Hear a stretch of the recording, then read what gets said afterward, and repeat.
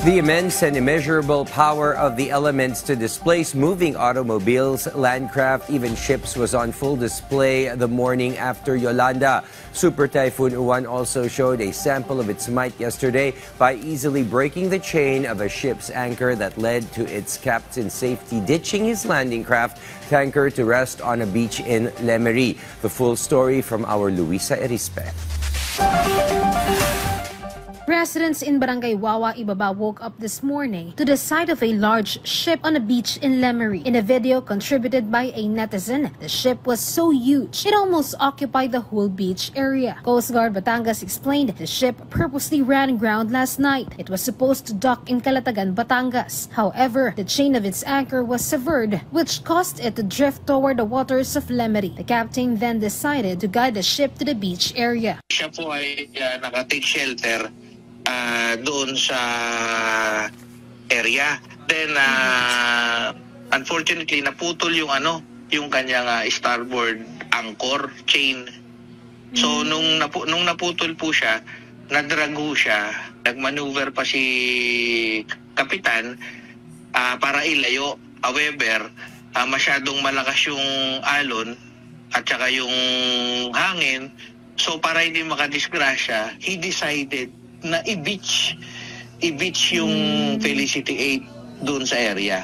The ship, Felicity 8, is a local landing craft tank or LCT. Due to the captain's presence of mind and fast response to the incident, there was neither damage nor casualties recorded. The PCG also said there is no oil spill threat within the area. Fortunately, wala po siyang karga na anumang kargamento. So, good thing na wala rin po masyadong insidente or mga accident po nangyari sa area na to during the time of a grounding incident.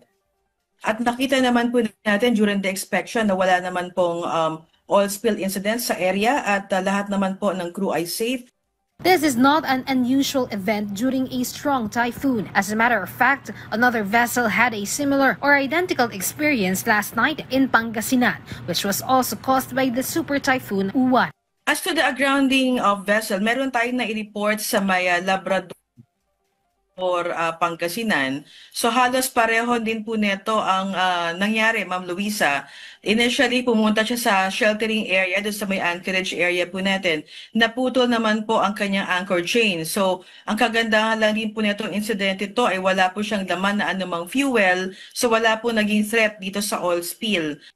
At high tide tonight, both ships in Lemery and Pangasinan will likely be pulled out from the beach area. But the PCG reminded the public that sailing is not allowed. There is still a wind signal, especially for motor bangkas, to avoid incidents. Meanwhile, there are still passengers stranded in ports until today. Based on PCG's data, out of 103 affected ports, there are 4,807 passengers still stranded.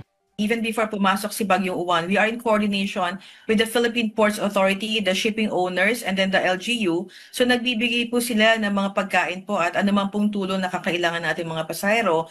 And sa mga pantalan po na maliliit, usually po ang ginagawa po natin ay dinadala po natin sila sa mga identified evacuation centers po ng mga LGU. Luisa Erispe from the National TV Network for a new and better Philippines.